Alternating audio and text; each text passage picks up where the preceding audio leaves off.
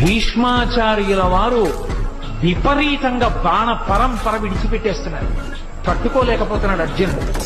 వెనక్కి తిరిగి చూశాడు కృష్ణుడు. రక్తం కారిపోతోంది అర్జునుడికి. అంతే, మరిచిపోయాడు తను చేసిన ప్రతిజ్ఞ.